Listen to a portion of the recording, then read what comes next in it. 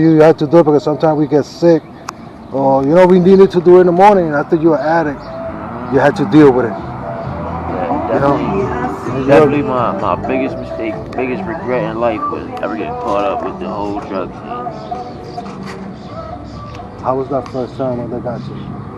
I know when they got me my first time, I thought it was to say, I'm not going to do this no more, Exactly. and give me a chance. But then I was doing it in there.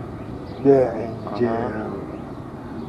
So, all right, all right. When they got you the first time, they bailed you out, right? But you still had to do time. Right. So, the first time that you went to do time, now you got locked up, and then 3 days, sometimes. But the first time that you knew that you was gonna make time. Yeah.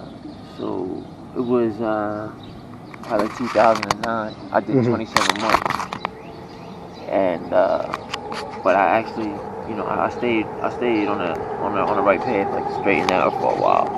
Yeah. Something that you told me, inside jail you get drugs, right? Obviously it doesn't help, because if you're doing time, you want to forget that you're doing time. Yeah. But I did 10 years too. I started in Clinton, and after Rikers Island, they didn't want to give me bail. My first jail was Clinton, and there was a lot of drugs, man. And I did a lot of drugs in jail. How you deal with that when you was in jail? I mean, it's pretty much the same way as out here on the street.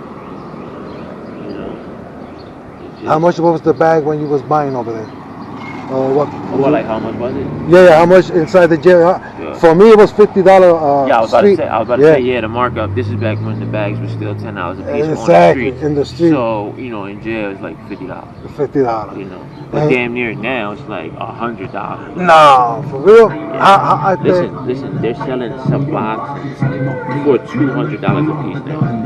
Not in Philly, because they give them out in Philly, but in all the surrounding jails. Wow. Yes. You're telling me that they're taking a Suboxone. For the people that doesn't know, what is Suboxone? Suboxone is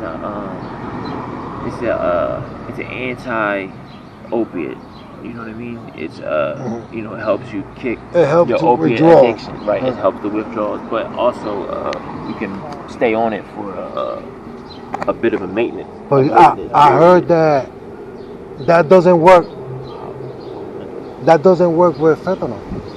If you want to, right? It doesn't. You'll go into precip, and that means you go into like a worse withdrawal, and it's worse than regular withdrawal, and you don't want that to happen. Wow. You have to wait anywhere from 48 to 72 hours, like 2 to 3 days. Wow.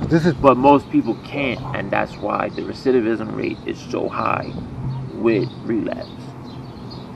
This is a person that knows people. That's why when we go to the street in Kensington, I want to get real talk about real people that is suffering, because it's not easy to break this monkey. But before we leave in jail, you're saying that they were giving $200 for the Suboxone. How they do that? If they melt it and shoot it, or most of the time, sort of the main way is. On the street, or in a facility or something, it's supposed to go under your tongue and dissolve into your bloodstream. But most people, they just dissolve it in water and snort it. Oh, you put it, water, melt it and snort it, like, wow. And that's $200. Yeah, but you can get like a bunch of little pieces out of it. You know what I mean? You don't do the whole thing, because when it goes like, it's weird, like when it goes like in your nose or in your vein, all you need is the tiniest piece of it. You know what I mean? But when you take it regularly, like orally through the mouth, under the tongue, you have to take the whole thing. And before we leave, what do you think about this synthetic? Because Suboxone, right?